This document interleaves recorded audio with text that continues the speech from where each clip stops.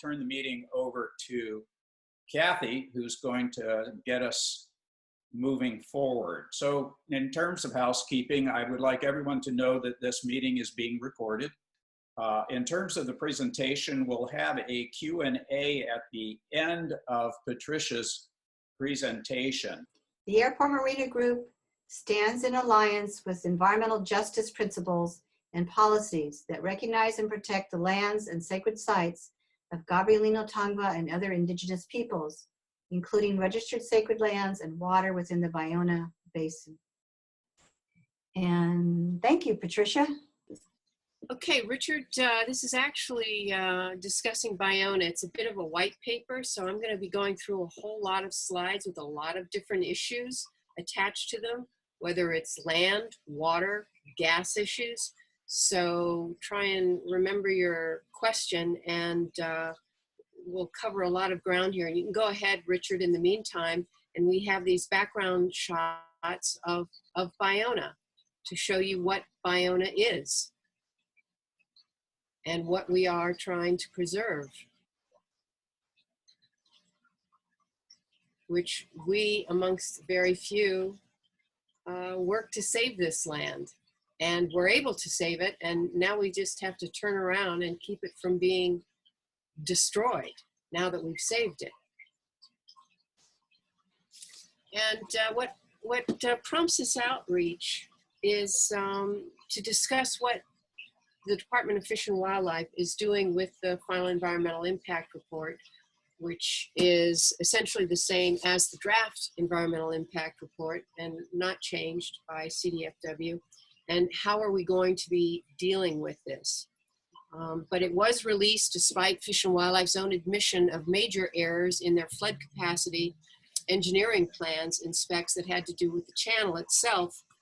And the federal counterpart for the environmental impact statement, the Army Corps of Engineers permitting, relies upon accurate Fish and Wildlife data for the DEIR, the FEIR.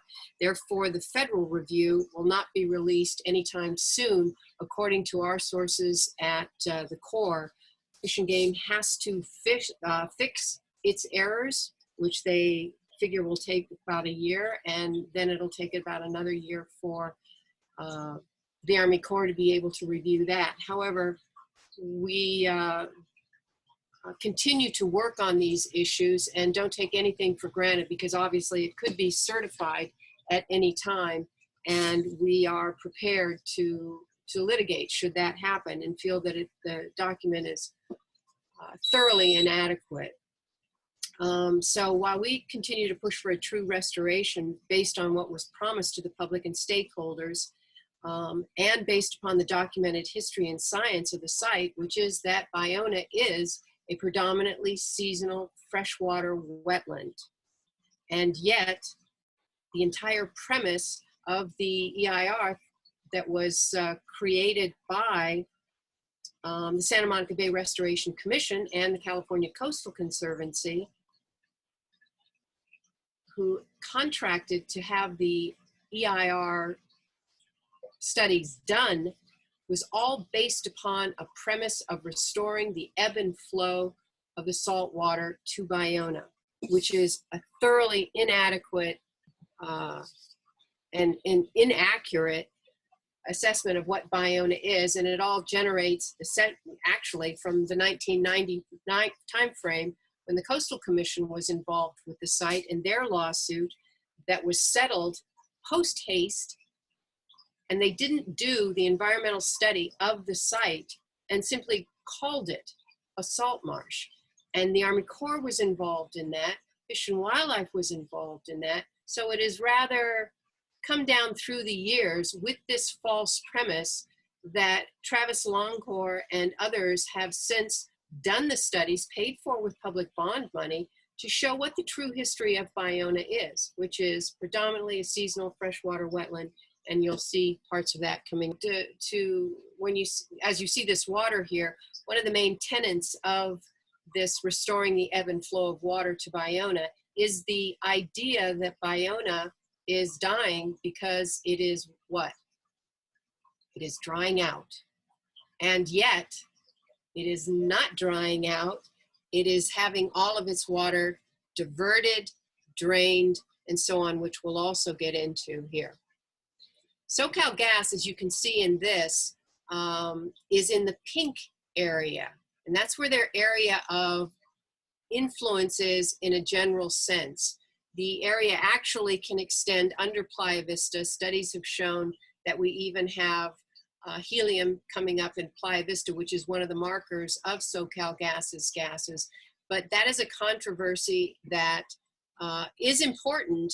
But the main thing is that we know that this is a high gas area and that SoCalGas operates it under high pressures, and that we do have problems with these gases. 2011, SoCalGas was shut down by the Division of Oil and Gas because it had reservoir leakage. And if you look up, Richard, to the Marina del Rey Harbor entrance channel, the little upper left there, right in that area, which is where the coral trees are that Kathy just spoke to, there's the apartment complex there that has a well that was leaking reservoir gases, which is one of the wells, in addition to wells on the south side in the facility area that are actually slant wells that were found to be leaking reservoir gas to the surface, and it was shut down for nearly a year.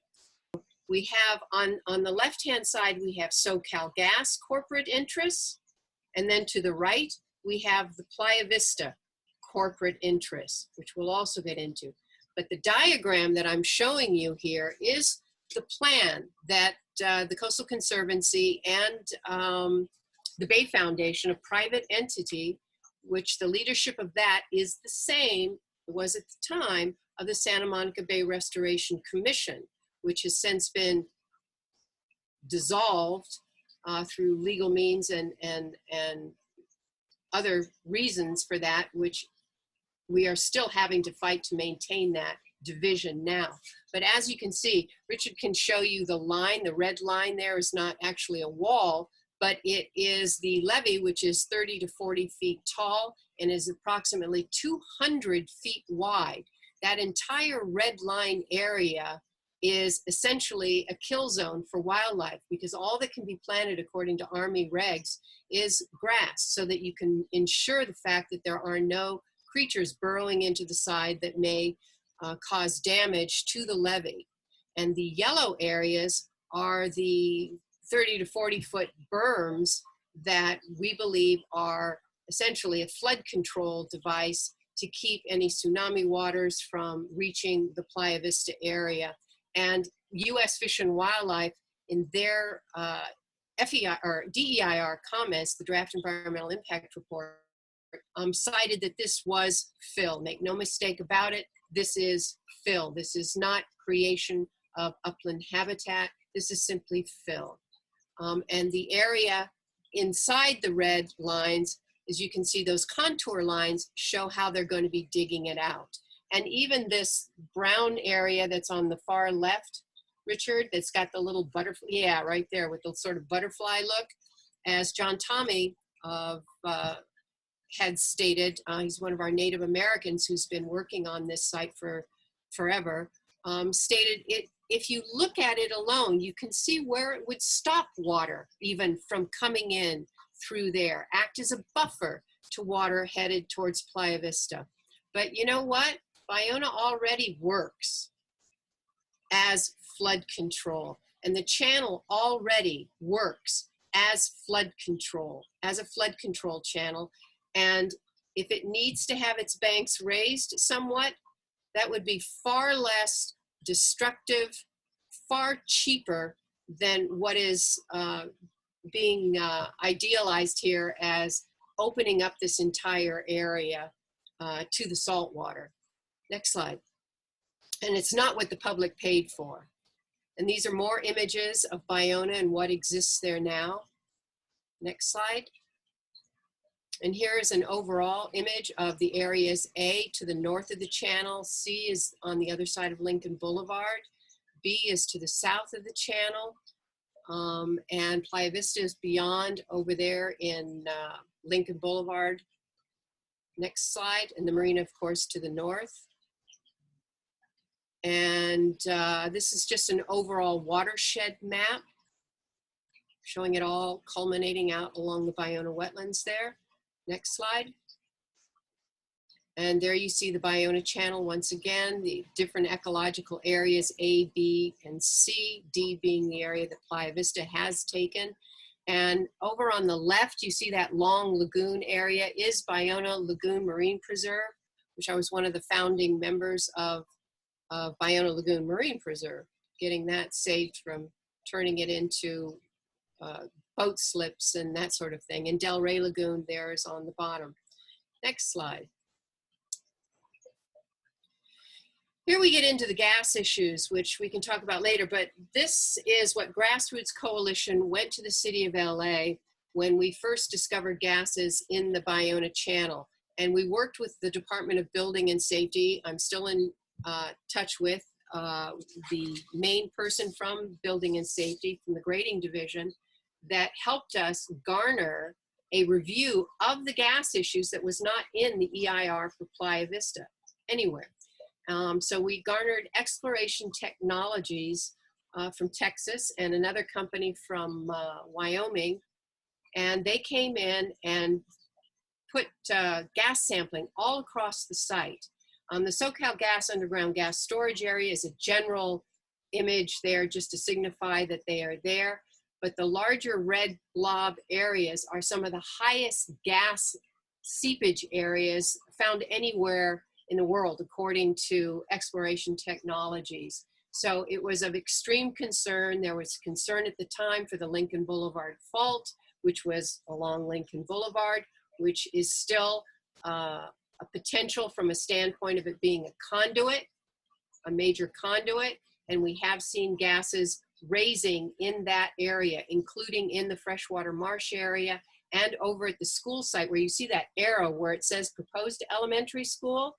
There is now an elementary school there, and they had to shift it over because it was always in a high gas area. And LA Unified rejected it twice because of the gas issues, and ultimately allowed it to go in with the help of the Department of Toxic Substances Control oversight. But during that time frame, from when ETI measured low gas levels, by the time the school was built, it had high gas levels. And one of the things that in working with Building and Safety, we worked with the Building and Safety Commission as well, and we ended up with a new methane code, the citywide methane code, and Playa Vista has its own code called the Playa Vista Methane Prevention, Detection, and Monitoring Program. And the highest level of gases is Tier 3, and that's what that school site area has to deal with. Next slide. Next slide.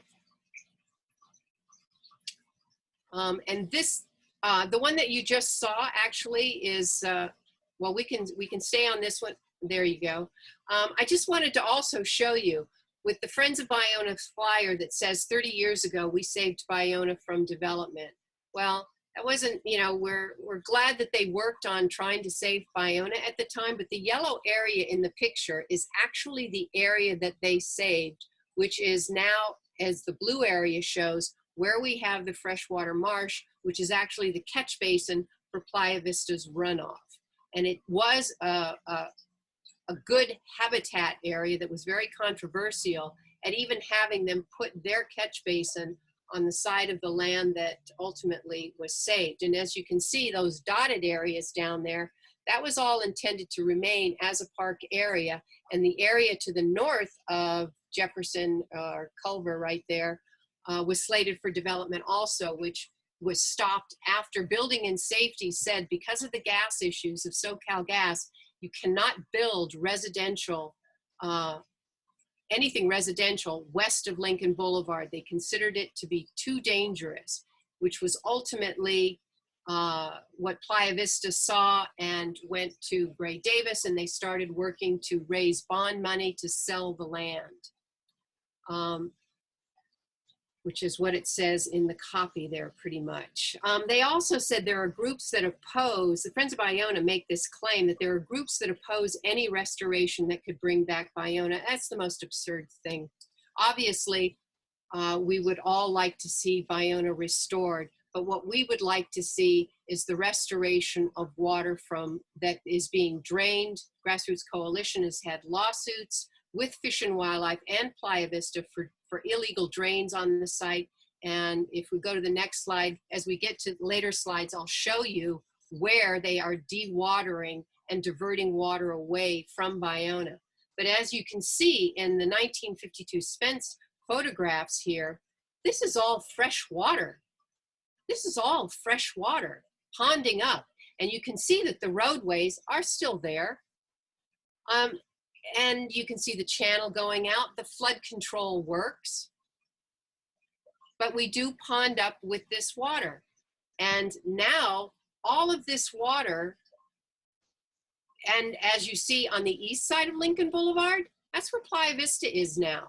So consider that when I show you what we call the spider maps is coming up here. It's going to be spider maps because they're fingers pointing to all the pumps underneath all these buildings at Playa Vista that they pump out the groundwater and send it to the sanitary sewer, literally throwing it away.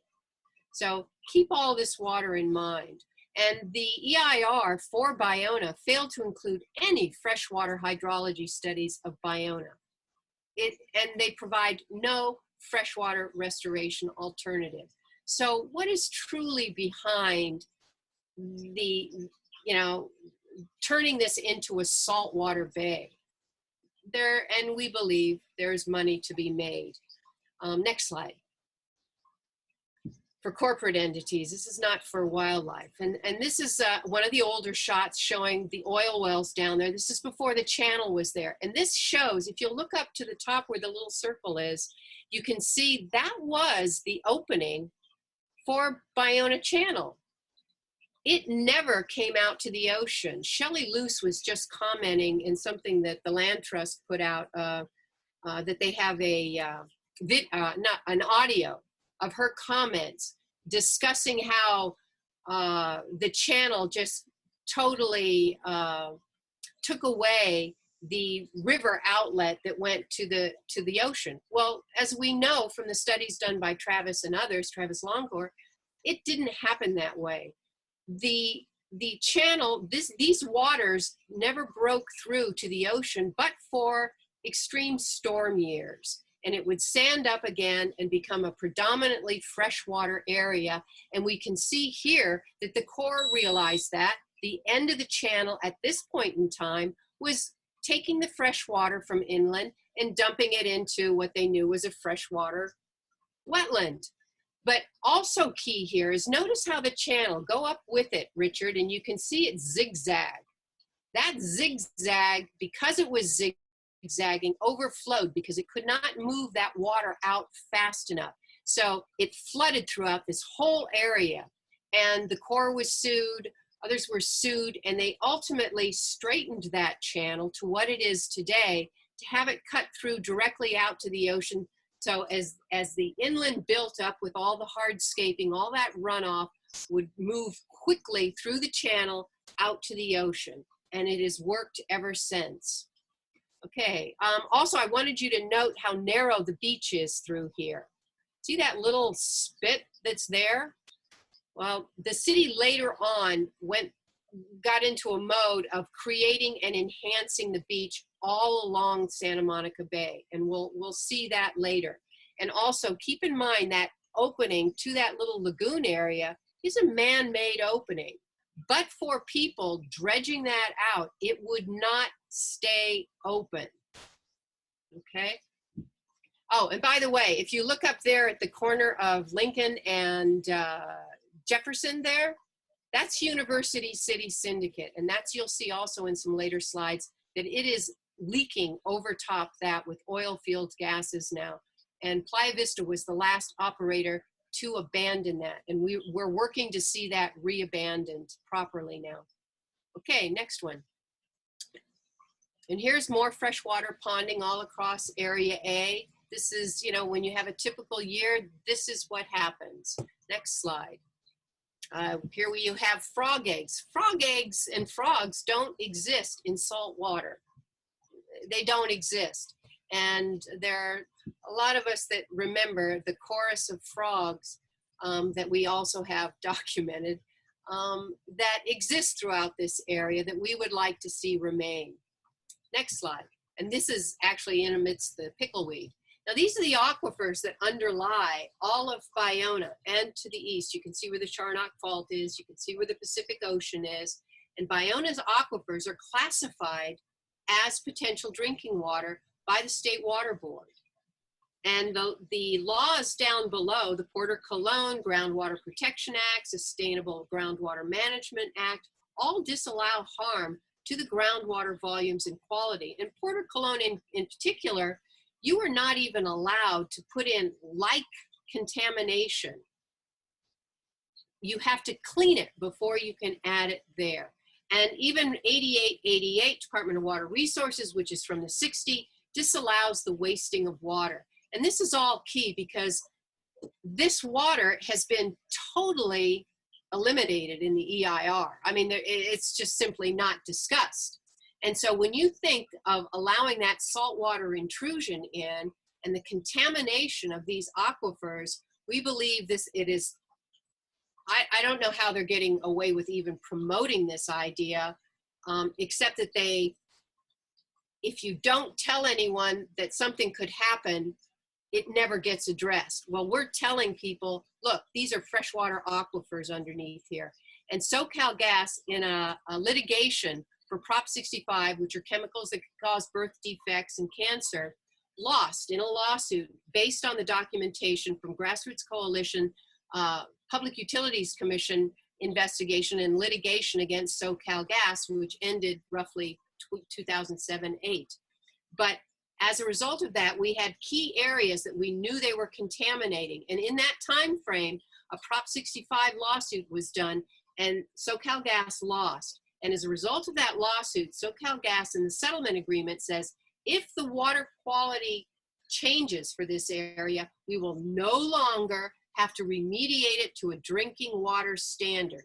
So this Prop 65 lawsuit required the remediation to a drinking water standard. And do we want to let them off the hook for keeping this water clean? I think not. So these are all issues that we are trying to raise and bring up, and we can go on to the next slide. But these are our aquifers, and the Silverado is the major drinking water aquifer for the city,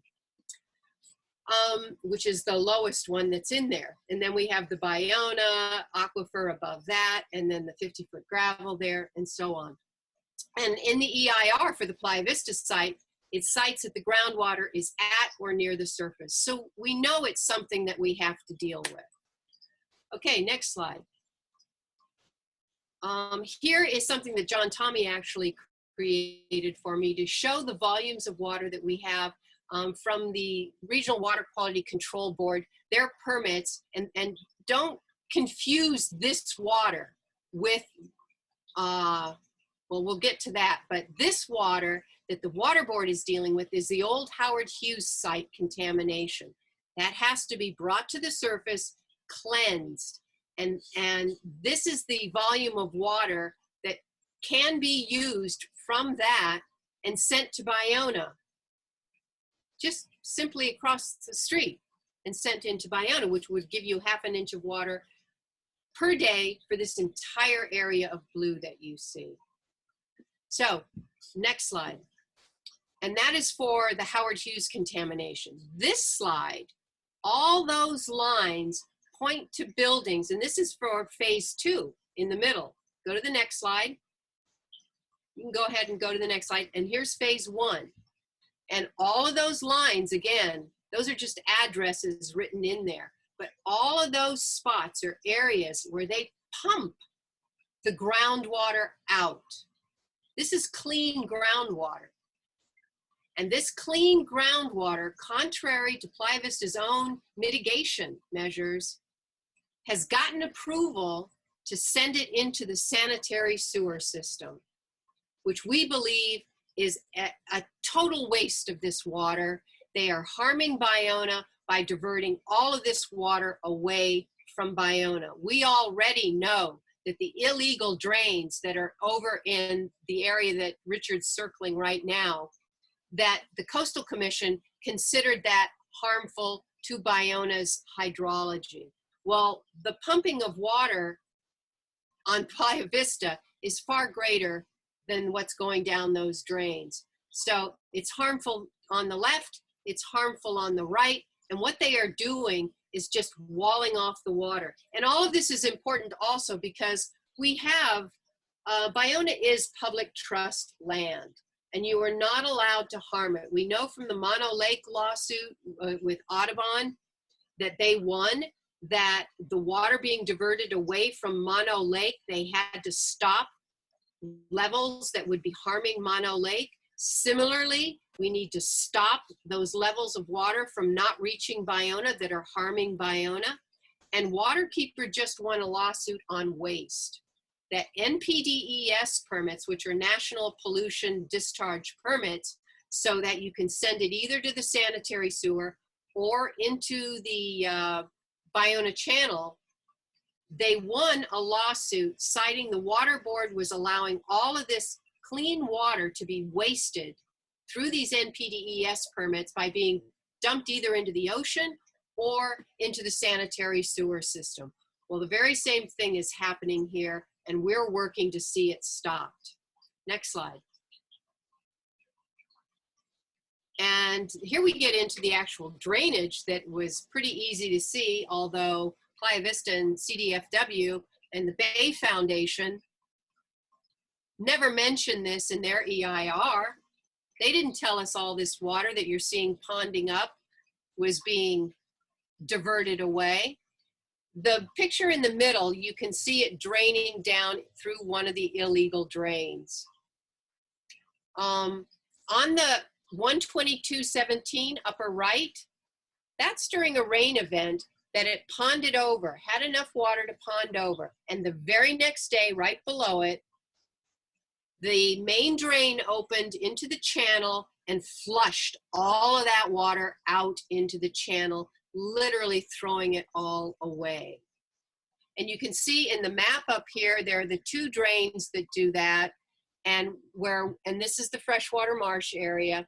And you can see where that main drain is, that is an approved drain. But come on, folks, this is, 2020. Let's talk about these issues, Coastal Commission. You approved this drain back in 1990, and there was no concept at that time, even from the Army Corps of Engineers, who also approved this stuff. They believed the water that was being sent into the freshwater marsh, which, by the way, is the water board's cleansing of the Howard Hughes contamination. They send that water into the freshwater marsh, but that marsh has a clay liner so that it doesn't percolate down. Ultimately, this water, it's designed to go over into the Ballona through the, right there, just to the left of where you are, Richard, just the left, all along there. It's supposed to flush out into Ballona and nurture Ballona. But instead, for the most part, it is simply sent through that main drain out into the channel. Now, who has control of that? Can anybody guess? It's Playa Vista, because they have what's called the Ballona Conservancy that Fish and Wildlife claims to be on the board, and yet it is a totally private Playa Vista entity. And it was created as a .org, actually, as though it's helping the public. Well, I don't see it helping the public's interests by throwing away all this water that nurtures Ballona.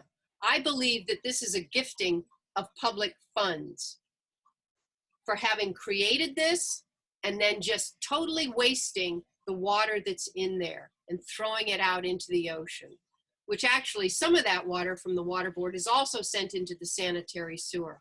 It fluctuates at any given time.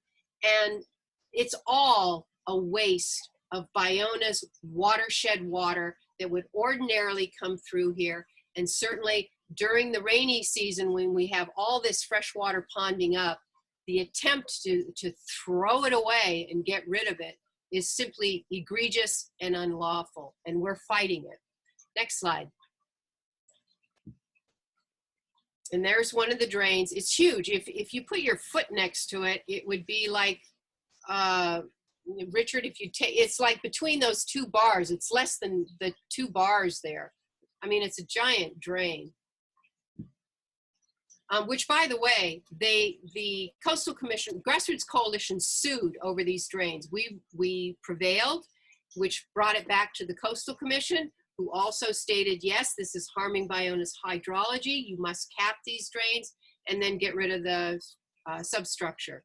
Well, so far, they capped the drains and it ponded up. We can go to the next slide. I think there might be a picture of showing all, not yet. Okay. But the waters did pond up all through here, which we thank the Coastal Commission for doing. But this last year, Jonathan saw bubbling coming out of there. So, and I took a gas meter down there. So not only within a year, these drains are no longer sealed. And as you can see, they have weep holes, and the other one on the other side has weep holes down further even. So we have no idea, because the caulking that they put in there is breached. We know it's breached because there's outgassing coming out, which, as it turns out, when I took a meter there, it is not just air. It is methane gas, because we know it's a volatile gas, because I took just a volatile gas meter down there and established that. So you have that, and you have the ability for it to be draining again because the thing is breached. So we don't have CDFW acting in a responsible fashion, because who's finding this stuff? It's us finding this stuff. It's Jonathan out there seeing this stuff that we bring to their attention, and it's always like a knee-jerk reaction. Next slide. This harks back to the gas again. This happens to be a bag of gas that I was in a kayak with my husband in another kayak. And this was for the Burning Questions series of television stories that got the Edward R. Murrow Award, Peabody Award, all kinds of awards for the investigation we did regarding the Playa Vista site and all of the outgassing that it was occurring there. This includes the freshwater marsh area. That this is what's outgassing there. It's obviously volatile gas. And there is actually no dispute that this is oil field gas coming up and out of here. It's just a matter of how do we get the State Lands Commission, who are acting as an absentee landlord or with a marsh, to get Playa Vista to re-abandon that well. It's in all their contracts to take care of this land and not let it harm, you know, and it is their well. So, but we're working on that as well with CalGEM. And the State Water Board, you know, it tries to hide from these things, but we're still there working on it. Next slide. And here, this is another thing that was rather surprising to see. This is just the ambient air. This isn't soil gas testing. This is ambient air that it's called Picaro imaging. That Nathan Phillips of Boston pioneered this because they were looking for gas coming up out of broken pipelines in roadways.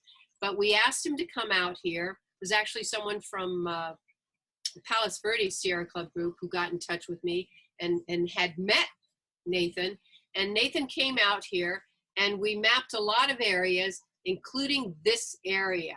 And when you map this, you can only do it on the street. So for instance, had I crisscrossed the Ballona land itself, you would be picking up spikes likely all across it.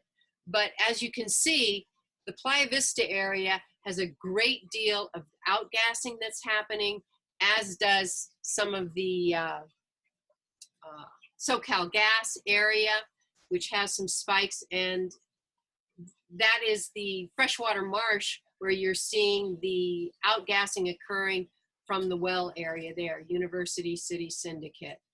I mean, this is just an amazing amount of gas that at the very least, one would think from a nuisance standpoint and a greenhouse standpoint, we should be asking through AQMD for them to put scrubbers on everything they have that outgasses, albeit this likely is very much from the sewer lines and things that trap the gas and then outgas it.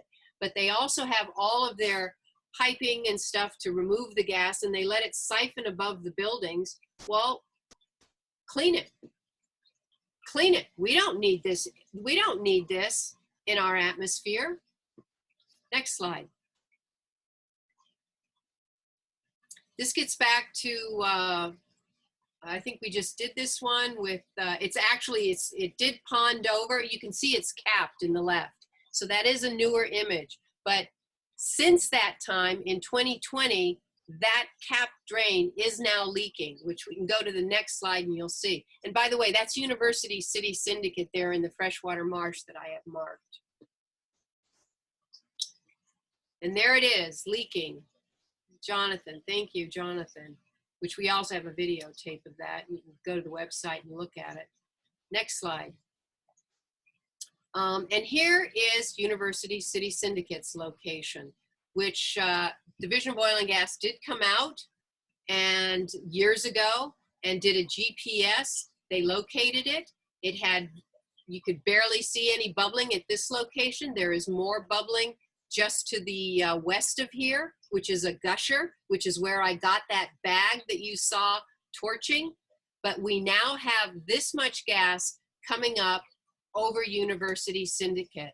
And this is what Exploration Technologies, who I'm still in touch with, and other gas experts from Texas and Tom Williams here in Los Angeles are all saying is dangerous.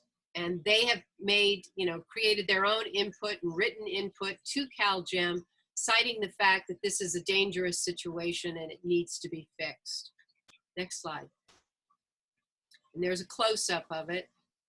And you can see, obviously, this is a tree on our shore that it's a close-up kind of brings it even closer, but you could spit from the ground to where this is outgassing.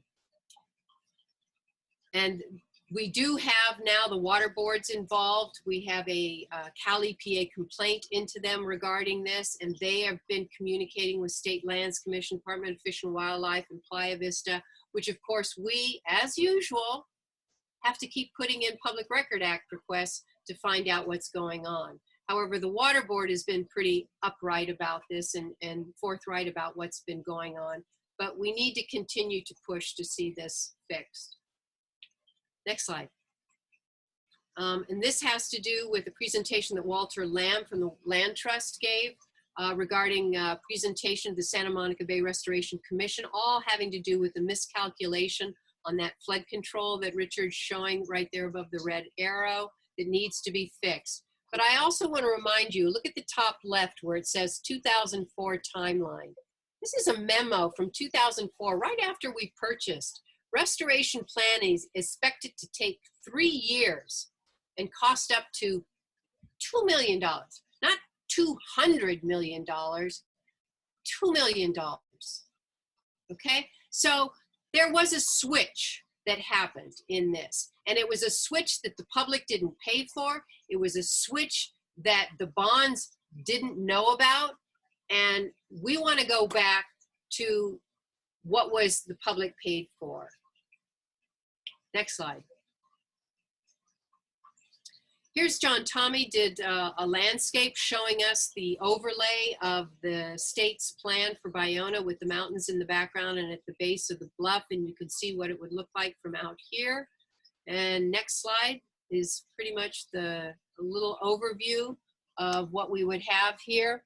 And John Tommy had registered this site as a sacred site, and his work on this land with the Army Corps and Fish and Wildlife was all working towards preserving it as a seasonal freshwater wetland and to have the sacred waters returned to Ballona, to stay on Ballona, to nurture Ballona.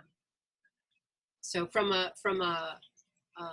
wildlife and habitat standpoint, he was working very hard to maintain the fresh waters here and to not allow them to dig it out and cause all that more disruption. Not to mention there were new finds that he had with regard to ancestor remains that I've since been in touch with archaeologists from the Corps, that very much want to see his wishes honored in areas that still need to be studied out there that weren't properly studied. And that he did find things that need to be studied. We'll leave it at that. Next slide. And here's a concept. There is no P in Chomsky, by the way. I was paraphrasing Noam Chomsky. I put in an extra P there. Excuse me for that. But I love his line, the concept of truth just disappears. This is such an easy thing to do with an artistic, which is what is on the cover of the EIR and the FEIR, to make it look like this pretty something with a little green and a little this. And let's go to the next slide and show what we're really going to get here. Here we see what the levees really are. I mean, when you have levees that are 20 to 30 feet high, 200 feet wide, they have structural interiors, it's all grass and armoring, and this is not wildlife. So you're going to lose at least 20% of habitat that exists for wildlife now. You're going to lose it as habitat because it's going to be a kill zone because of the Army Corps regulations. And you have all of this saltwater intrusion coming in, all of the debris you can see floating off to the edges here. I mean, this literally is a bay that they are trying to create, and all of those toxic waters coming down the channel that Heal the Bay has been saying, we're going to clean it up forever, haven't, and it all gets dumped into Ballona to act as the toilet of the city. Well, this is not what the public paid for. And these giant berms that they are classifying as upland habitat, it is already, for instance, the right there on the south side of the channel, that's wetland. That's classified as wetland. That's where we have those drains that we're protecting it as wetlands now. And up on Area C, there is already upland habitat there, but there are also ponding wetlands up there as well, and all of which we want protected. Plus it has native plants that are there that are rare. The little yellow flower that we showed a picture of, I can't think of the name, primrose, not a primrose, I can't think of the name of it, sorry, right this second. But it just, you can hardly walk but for stepping on it when you're in Area C.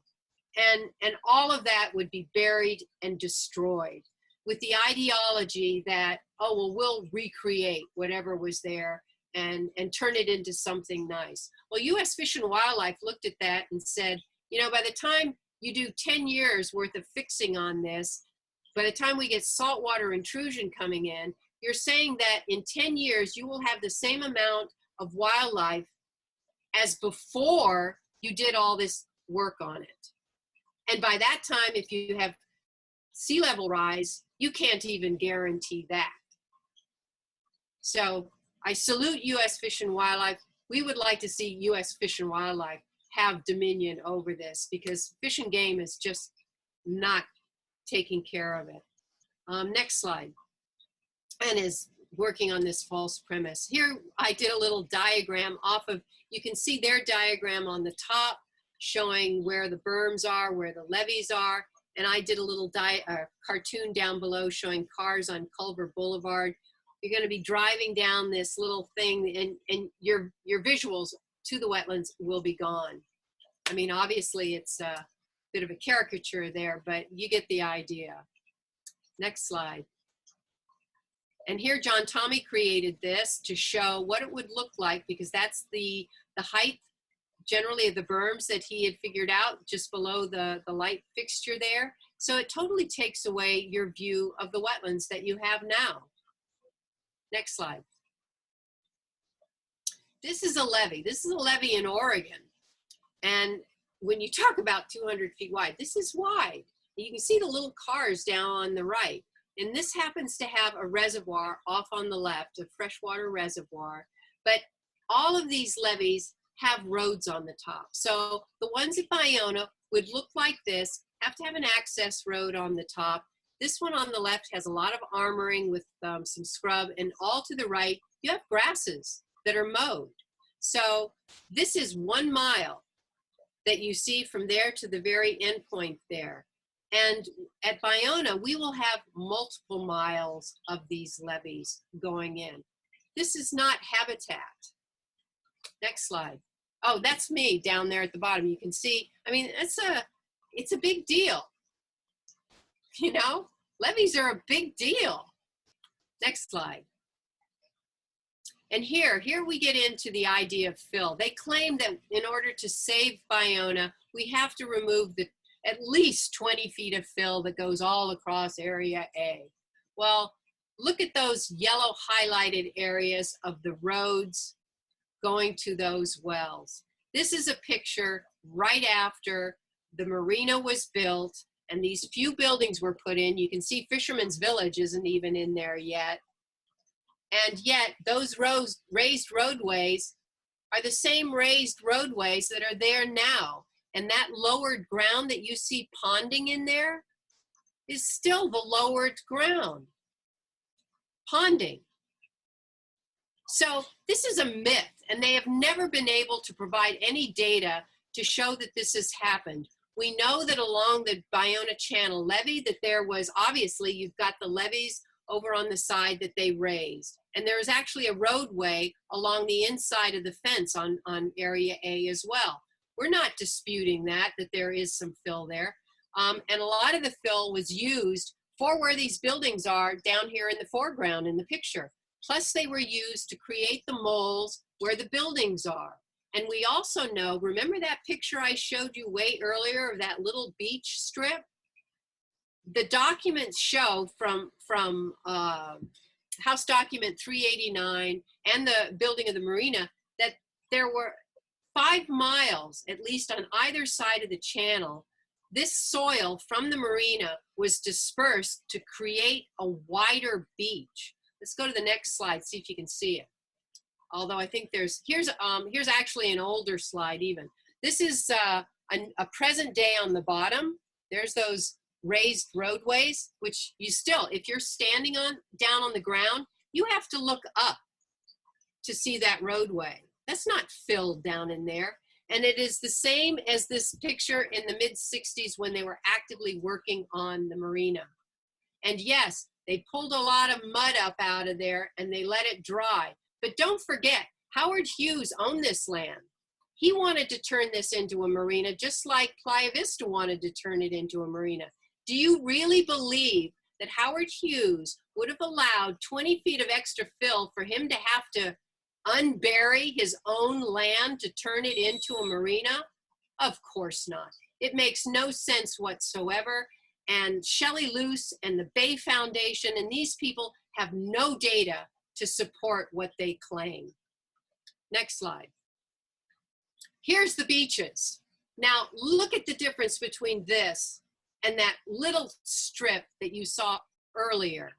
I mean, the city was working, and a lot of this came from the Hyperion area, but they went through the whole bay to widen these beaches. That's a heck of a lot of beach. And the marina supplied this soil as well. Next slide. And here we talk about access. We already have access on areas along the Ballona Channel that connect to the beach, walk, and jog path. Right now you can see the bike path on the north side of the channel, which is a great path. And on the inside of the fence, there's also a roadway, which you have on top of any berm. And on the left side of the channel, you also have that walkway, which that is a berm all along there as well. And then it just goes down and connects with the rest of the bike path. And the channel itself is utilized for rowing events by multiple universities and entities that have all their crewing activities.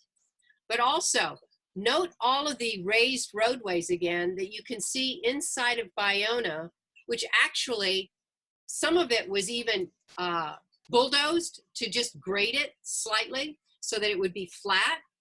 Those are areas where they've put in a gate, they've put in signs, they've put in benches all ready for use. And this is the area that we would like because we've spent hundreds upon hundreds of thousands of dollars for these gates and benches and whatnot, to be able to use these in a wildlife sensitive fashion.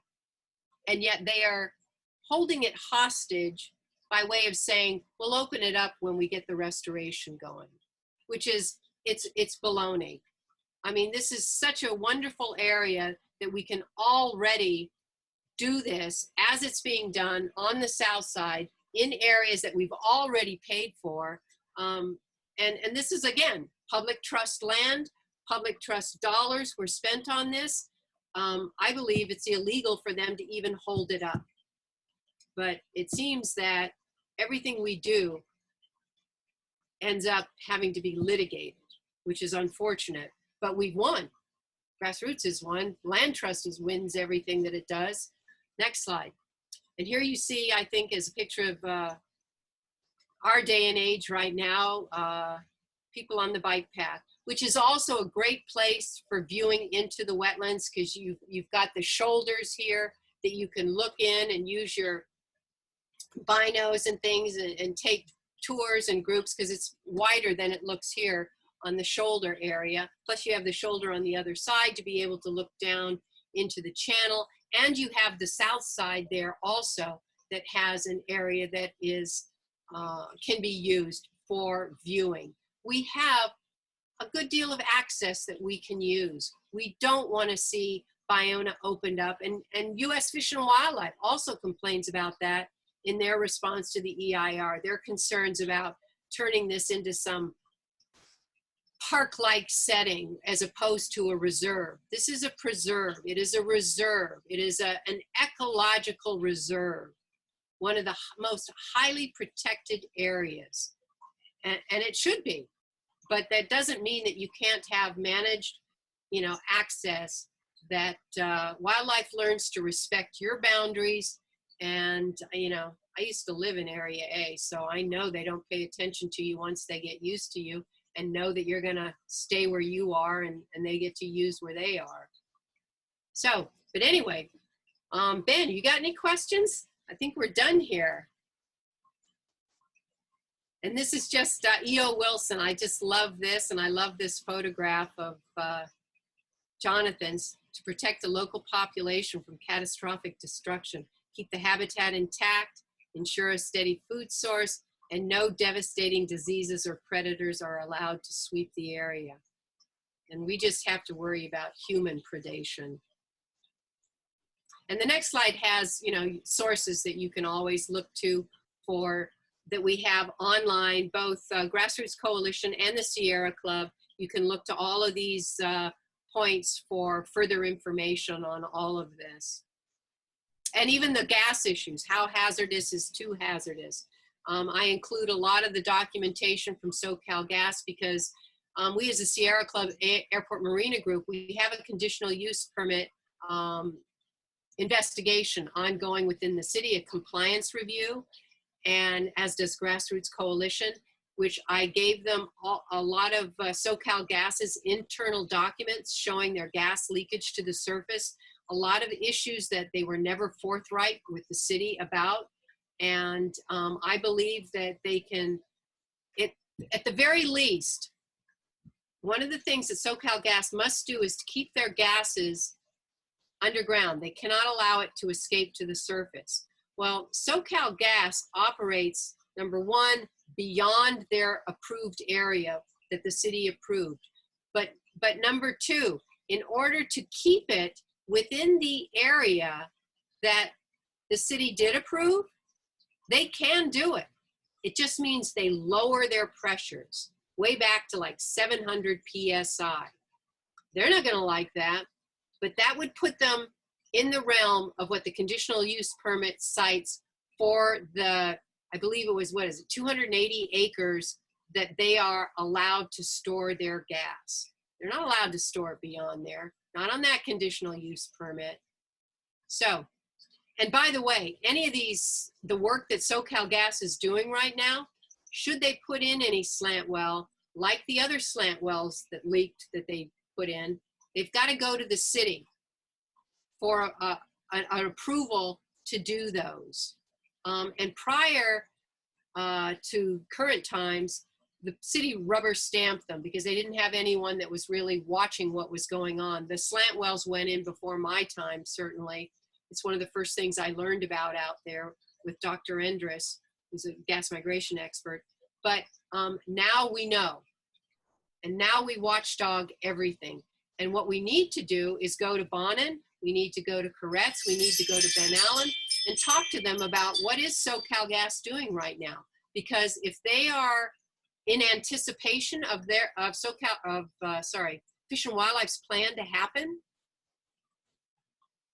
they shouldn't be allowed to continue doing work, and certainly not do any slant wells in anticipation of it, because we already know slant wells can leak. We already know the city's actually trying to get the site shut down and switch to electric. And by the way, SoCal Edison, who's David Kay,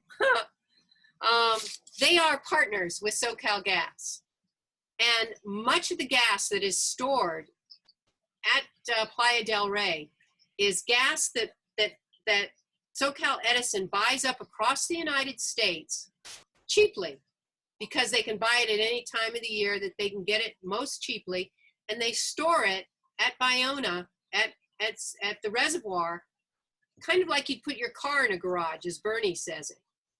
And so it sort of takes it away from the arena of being a peak shaving area that we as the public need it to serve our immediate needs, when it's really SoCalGas storing all their gas someplace, housing it, so they can sell it off at whatever price they can get for it.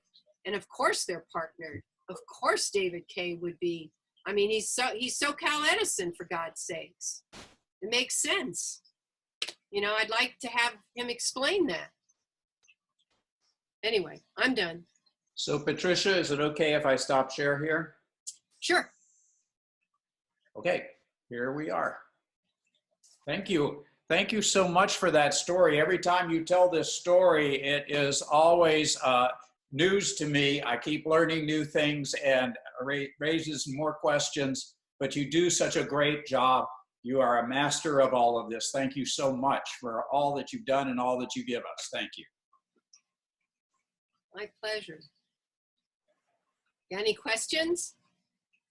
Because I've been looking at some of the Playa del Rey emails going out on their neighborhood watch, and a lot of people are saying, and even SoCalGas is saying things like, well, don't worry, we're actually shrinking our footprint because we're getting rid of wells. We're going to be taking them out. And people are actually echoing that kind of language. Well, one doesn't take a well out. Wells, you know, where's a well? Here's a well. You may take off the top because you need to get down to a certain level, because that's where they're going to dig it out. But the rest of this stays put. And you may abandon it by putting cement and hopefully all the way to the shoe to try and seal it. But you know what? We have earthquakes. We have subsidence out there. All of that acts on a well. We also have, it is a sour oil field.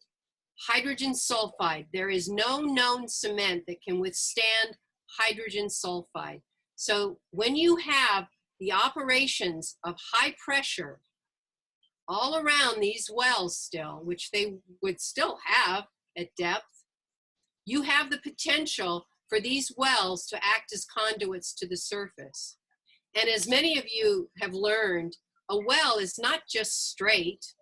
A lot of these old wells are reworked, and you get to a certain level and you can't get down. So they have to go sideways, and then they come down again. And sometimes they're sidetracked again and come down. So what does that do to the rest of the well over here? It's always there. It's always there as a potential conduit to the surface. Dr. Endres used to say there's practically no way that you can seal a sidetracked well.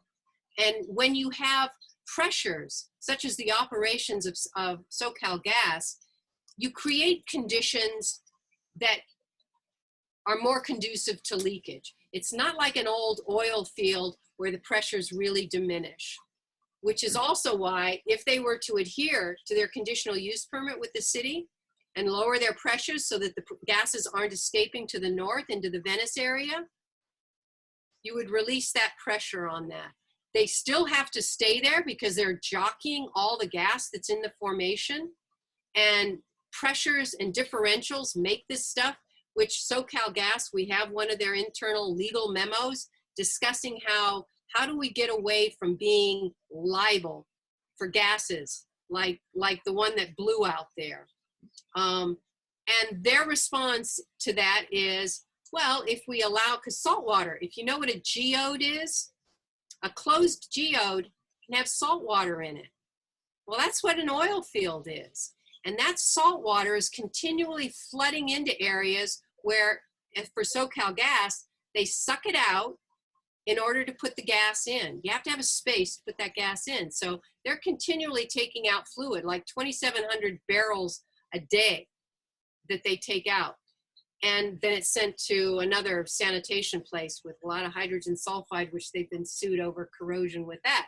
But the thing is you're always dealing with that, taking that fluid out, the injection of the gas in there, and all of that action and interaction.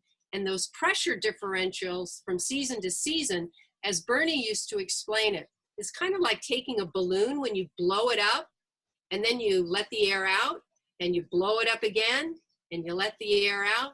What happens to the balloon? It gets weak. It gets weaker and weaker. So you have all of these different things that are active in an oil field. It doesn't just disappear. You always need to monitor what's going on. And even if SoCalGas pulls out, they need to stay on the hook to monitor that field.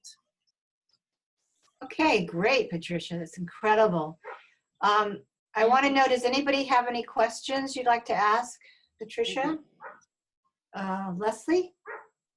Yeah, I was just wondering, you said they pump out so much water, SoCalGas does every day? So Yes. They can inject? Brine So is water. Yeah, salt water. brine water. And so is that piped? How do they They send it to the Carson transport it to Sanitation wherever they get District. It comes the out. pipeline?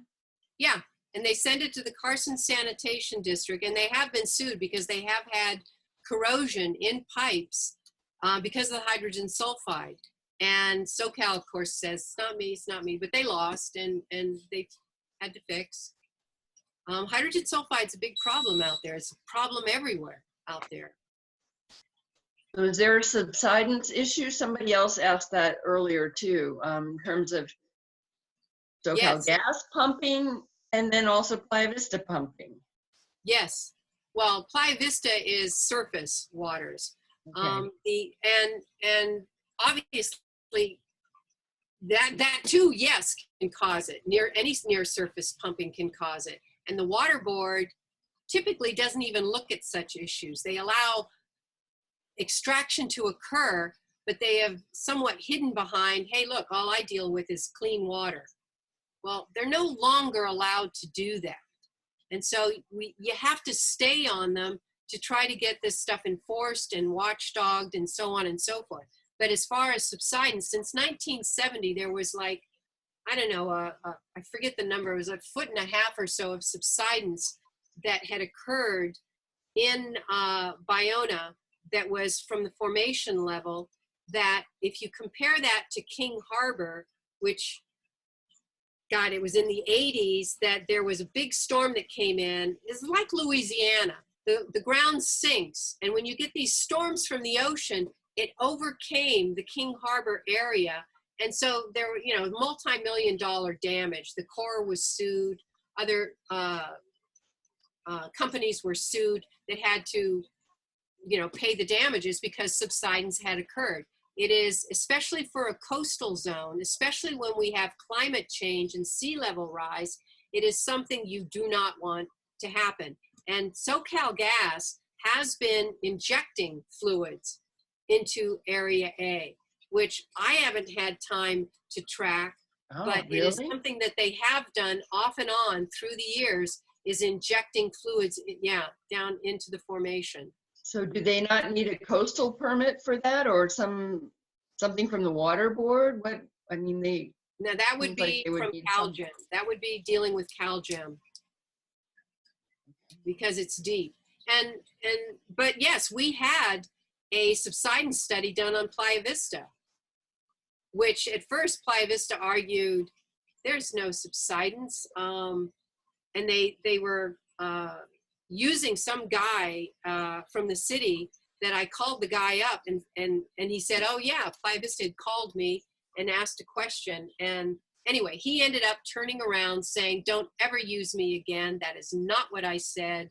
And there was a transverse study done that Bernie looked at and reviewed, and we have his paperwork on that. And he says, yes, there is subsidence that's been occurring there. And through the coastal area there's a bowl of subsidence that has occurred. And this is not my opinion. This is what Bernie has written up in some of his papers. And Bernie's a gas migration expert, and his are, in the main, Society of Petroleum Engineer peer-reviewed papers. And he was the expert. He and John Robertson and Chillingar and Gayarovich, they focused on this area. Okay, we have a couple of questions in the chat box, and one of them is repeat the contact to save the coral trees and her phone number. I'll just say that real quick. The contact is treesofthemarina.com, and the contact is Catherine, Kathryn Libuser, Libuser, on Facebook. Phone number 310-351-4503. And we also have people who are interested in seeing the recording again. Sure. Is We there have anything? multiple versions of this now. What'd you say, Patricia? I said we have multiple versions of this presentation now. It kind of depends on what someone wants to know more about, but Well, it covers a lot of stuff. This was really good. It covered pretty much everything. It's amazing what's going on. Jason, did you have a question? You have to unmute yourself. Okay. Thank you. Yeah, I guess I'm new to this conversation, so you know, this is probably obvious for a lot of people. But so is there also the issue that there's proposed development in this area, and that's why these berms are going to be built? Or Development, you mean as in condos or human habitat stuff? yes. Or educational centers and such. The only one that I know about is the one that Department of Fish and Wildlife said wasn't going to happen, and yet it is still in the EIR, and that's the parking garage that is over by Fisherman's Village, that they want to take that whole space, which is those parking lots over there, we would like to have back, because they were originally done during the Olympics, and they put in gravel that it was only supposed to be temporarily for the Olympics that were in LA, but it sort of got grandfathered over, and then it got blacktopped, all on top of pickleweed, and it started to be used. And we have since, you know, complained about this, and John Tommy also was complaining about this. So it is land that should be, we believe, restored as habitat, because Ballona is so small. And certainly this parking garage, when I first queried this through a PRA and found out about it, the Board of Supervisors, it was Don Canabi's office at the time, said, I know nothing about this. This isn't happening. It couldn't possibly happen without us knowing about it. And yet we have the specs. I sent him the specs that were from Beaches and Harbor that had put this together in meetings. And it's still on in the FEIR. And despite the fact that Charles Bonham, the director of Fish and Wildlife, said, no, this is no longer a part of the EIR, but it is. So yes, we want to make sure that that doesn't happen. There are parking lots that they would like to turn into and expand Fisherman's Village into other high-rise things. We would like to say, leave those parking lots as parking lots, and they can work for both the marina, which was designed for all people of lower income, high, you know, and it was designed as a people's park to come with habitat areas, and we want it to stay that way. And you could use that for Ballona as well.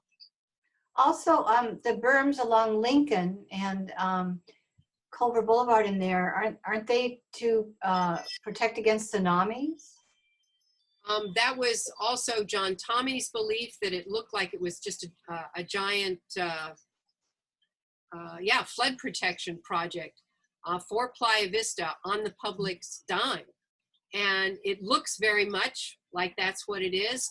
Others have said, well, the land that they want to dig out would just be transferred there. So, and U.S. Fish and Wildlife says, you're just transferring the dirt from here to there. So this is not upland habitat, it's just fill. And that's what U.S. Fish and Wildlife has said.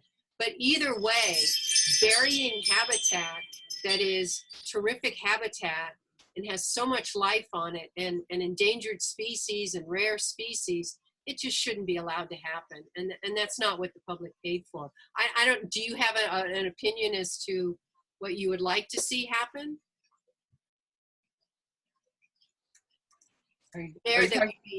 Jason? Yeah, Jason, because I've not heard from you on these issues. I mean, we're always open to listening to other people's thoughts. Yeah, I'm so new to the conversation that I'm just gathering information at this point. I live in Redondo Beach. I used to live in Culver City. I used to live in Venice Beach. I guess when you talk about the elimination of Area C, Mm-hmm. why would that occur? That would, like, what's behind that? I know you did a great job like lining it all out, but this is so new to me. It's like all new information. So like, why would that happen if it happened? Well, again, one reason is because if you've got to get rid of dirt, what are you going to do with it? If they want to dig it out and turn it into a bay, they would use conveyor belts to simply keep it all up onto Area C. And then and instead of saying, yeah, this is fill, we'll call it upland habitat that we're creating. See, we're creating all these different types of habitats the way we were supposed to. But don't forget, I mean, if you are, and yes, actually, it would act as a wall to keep a lot of that inland tsunami wave, should it come, away from Playa Vista. Well, we didn't pay to protect Playa Vista. We didn't want Playa Vista there in the first place. They built on top of wetland habitat, and they shouldn't have done that. So whatever problems they have, they can deal with it on their side of the street now. But they cannot harm Ballona. They have litigation with the city also, that they have made agreements that nothing that the development has or does will harm Ballona. And yet that's what's happening with this diversion of water, certainly. And if they are behind, and we're talking about the big boys on the block. I mean, we don't just pick little guys to pick a beef with. I mean, this is Morgan Stanley, Dean Witter, Goldman Sachs, Ulico, I mean, unions. This was huge what we were up against, and literally won this land. Heal the Bay was not a part of trying to win it back. They were continually taking money from Playa Vista and from SoCal Gas. The Trust for Public Land negotiated the deal, but you know what? When they negotiated the deal, they negotiated for top dollar for Playa Vista. And Trust for Public Land has a lot of developers that are Trust for Public Land people. Well, they negotiated for top dollar, but what did Building and Safety decide? And the city council decided. They decided no residential development west of Lincoln Boulevard because it was too dangerous. As a matter of fact, if the 50-foot vent wells that were for the Playa Vista site didn't work, the site was considered too dangerous to develop. Now, we still have to deal with those 50-foot vent wells because they don't work. And everyone that lives at Playa Vista has a cloud there. They have issues They're going to have to deal with it. Playa Vista doesn't want anyone to talk about. But right now, that's not my problem. I just know that it doesn't work. But for everything over here, they weren't allowed residential, and residential was top dollar value. And that's what Trust for Public Land negotiated. Trust for Public Land failed to include all of the studies that showed the danger of being over the underground gas storage, which comes through that whole area. They didn't include the information. They basically said in the appraisal, go look at see what the city has. And then they let them sell it for top dollar residential value. I find that fraudulent. And Trust for Public Land, I know some of the people, and they said, well, hey, we had 3 appraisals. Well, one of those appraisals, at least, was done on the other 2 that were already done. And none of them discussed the gas in any detail. And they certainly didn't discuss the fact that the city said you cannot build residential over there. So you're playing with, you're playing with a lot of corporate interests here. And SoCal Gas, why would they like to see Ballona dug out? Well, number one, if you allow all that saltwater intrusion, I have a lot of records from SoCal. They know that on the west end at that saltwater interface with the ocean, those wells will corrode along that interface because of the saltwater. Forget hydrogen sulfide, you've also got saltwater. So if you allow all that saltwater intrusion, that also is going to start corroding all of these wells and corrode all along the interface of wells that exist out there. So you're creating more of a hazard. And yet, it'll be underwater. People won't be there to see it if it's bubbling. So they'll say, just like University City Syndicate in the freshwater marsh right now, they'll go, it's out in the open. Who cares? Well, I care. If nothing more, then it's a nuisance, it's greenhouse gas, and the law says you cannot allow a well to function as a leaker like that. You're just not allowed to have whatever gas come to the surface. If there's oil field gas there coming to the surface, a well cannot act as a conduit, period. Richard. Okay, you might want to also speak to the issue of the danger of the escaping, migrating, and outgassing events that historically occur here. Because one of the dangers there in 2018, the California Commission of Science and Technology did a study that said that this was one of the most dangerous underground gas storage facilities in California.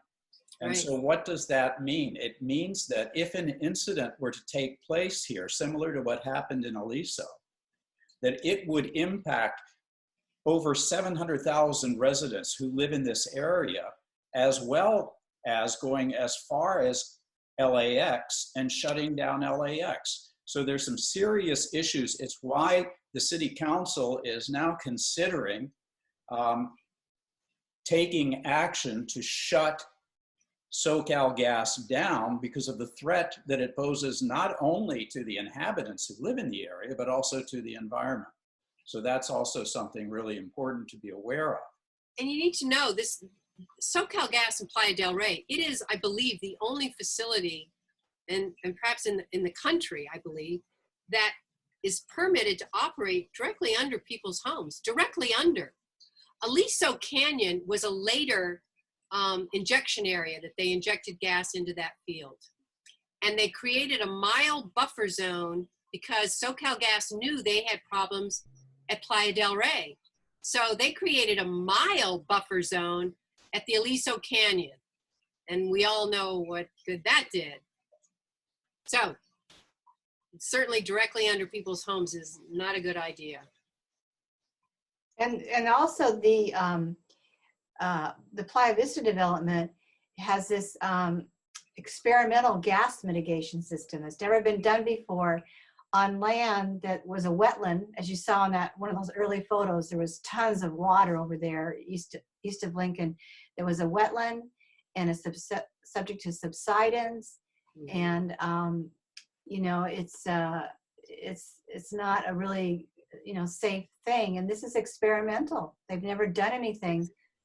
My understanding is they have never done anything with this kind of, this much gas coming out and this kind of subsidence prone land. Earthquake. all of it. Earthquakes, earthquake fault right through there. Yeah. I mean, it's sad. Oh, I'll show you. Here's this is what ETI created. They added University City Syndicate in here, and these are, you can see all of those cracks, and the underlying thing is the gas moving up through all those chutes. Yep. And what ETI and this other company that works with ETI is saying and postulating is that there is now fracturing all the way over here as well, which is why we're seeing it even in the those drains, coming out those illegal drains, and that this is just rupturing more and more, and it needs to be dealt with. Otherwise, it's a hazard right where it is, and it's also a hazard because the gases tend to move, they move up dip, which is towards Playa Vista. So it's creating more and more of a hazard. It's a big deal. And we're so lucky to have these experts. They're working pro bono on this because they care. It's got some good guys out there. So it's 8:29. We usually close at 8:30. But are there any other last questions anybody has? Okay. Jason, you want to get more involved or? Yeah, I'm interested in finding out more. I'm involved in a number of different things, so I'm trying to figure out where I'm like targeting my focus right now. I'd like to find out more though. And you mentioned Friends of Ballona, but that's different, right? Yes. What's their take on this whole thing? Well, their take was they weren't going to fight for any more land. When I first went to them, I brought up the gas issues, and they didn't want to deal with it when they had their lawsuit going against the Coastal Commission for a land use plan. And as it turned out, well, we were right about all the gases, but meanwhile, they had a settlement agreement, and that little area, that yellow area, is all that they garnered. And since that time, they have literally been confusing the public and weren't a part of trying to save the rest of Ballona. So we were working against this confusion that they would always put out, because once they settled with Playa Vista, part of their settlement agreement said they had to go along with what Playa Vista wanted and bolster what they said. And also, had they found certain species in certain areas, like Belding Savannah Sparrow, which is an endangered species in Area A, Playa Vista would have had to have more mitigation as a result. So the Friends of Ballona were over here saying, oh, well, the Beldings never nest in Area A. You know, so I'm out there with Belding experts from the downtown, Natural History Museum, with guys going, yeah, that's nesting behavior in Area A. And, you know, all these years we've had to fight against this all the time. So I think that a lot of people that are a part of the Friends that just go out there and do weed pulling and things, I don't think they understand a lot of the background on this, but the top players in this have done a lot of damage because they weren't willing to go for more land. And at the time they settled, Ruth Lansford called me and said, we're settling. I just wanted you to know that. And I said, well, does that mean you want me to back out? And she said, no, I would never tell you to do that. But since that time, you know, it's clouded. It has clouded issues that we've had to work double time. And the fact that we've been able to save this land, you're talking about so few people that have really worked and accomplished this. It's amazing, considering we were up against Morgan Stanley, Dean Witter, Goldman Sachs. I mean, the biggest bullies on the block. And they still control what is happening now because they have their development. And I believe that they are essentially in charge. SoCal Gas is, you know, they've got their own interests they want to protect. but they've been caught in the middle of this since day one when we first started going to Channel 2 Action News. And SoCal said, with Playa Vista wanting to come in here to develop, suddenly people know we're even here. And that was a problem for them. So I think they're caught, but they would like to use as much of the public's time and get off as much liability as possible. And if we dig that land out, they could put a lot of liability on the public saying, hey, you guys decided to do this. It wasn't our idea. Yeah, exactly. Also with Friends of Ballona Wetlands, I think they have some connections to, like you said, SoCal Edison or Yeah, they're are they partnered. partner. They're And I partnered think with they take SoCal. donations from them. I mean, I can't remember all the issues right now, but they're kind of tied in with more the corporate interests out there. And anyway. The name is misleading.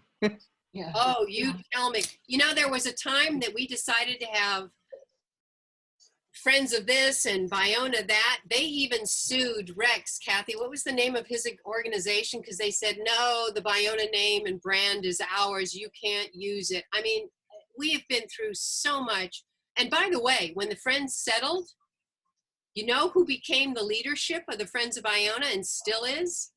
They're all Playa Vista executives and their consultants that are the people that did this EIR. I mean, the conflict of interest is so overwhelming that it's just jaw-dropping. Anyway, so, Thomas. And Yeah. they're the ones that have the most access too, the Friends of Ballona. Sure. yeah, they have access out there. So they do presentations, they do tours and things like that. And we're not given access. You And know, so we're working, Am I live? working towards it. What? Can I speak? Yes. Yeah. If you remember back to the very early 1960s, 1970s and late 1960s, there was a discussion going on technological development to bring gas down, liquefied natural gas from the North Slope, right? And either by pipe and or by ship. And they were going to put it on the Palos Verdes Peninsula in 2 very large tanks. And I said, do a calculation and determine, because that was 1 trillion cubic feet of gas, right? What happens if there is an explosion and one of the 2 tanks blows? They discovered that everything would be leveled all the way to downtown Los Angeles from Palos Verdes. Mm-hmm. So that was not even considering any of the toxics in handling that. Now, back in those times, I had just finished working for Shell Chemical Company down in Dominguez, which is totally gone. That plant they dismantled, and Shell left the state of California and went back to Texas. And the gas company here should not be storing gas in urban and suburban areas at all, right? This stuff was planned and executed when there was a lot of vacant land, and Yeah. it was dominated by wildcatters. Our mentality was dominated by wildcatters, and there were a lot of wells here.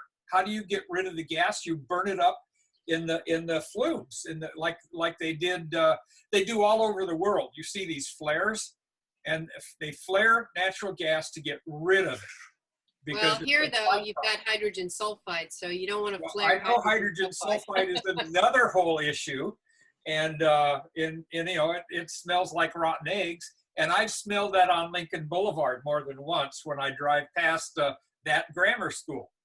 So, and I flag the Sierra Club. And by the way, the Airport Marina group of the Sierra Club is doing a fantastic job. And Patricia, your presentations have become so good. I want to see you do TED Talks and put this stuff out, because you can That's great. public opinion, and just keep them short, get to the point and let's move forward, because there's a lot of other fun stuff to do rather than to have to oppose dinosaurs. You know, they're supposed to already be glue, right? Yeah. Black glue. And so anyway, thank you, Airport Marina Group. You're doing a fantastic job. I wrote in favor of, of this kind of a project 35 or 40 years ago, and I abandoned it 2 years later. You don't build or expand Marina Del Rey by sacrificing a freshwater wetland. Yeah. It's Right. a totally different animal, and it hasn't been a saltwater area for 4,000 years. Yeah. And let's bring more of the Gabrielindos into the fold. Let's bring more of them, because we need their knowledge and they need ours.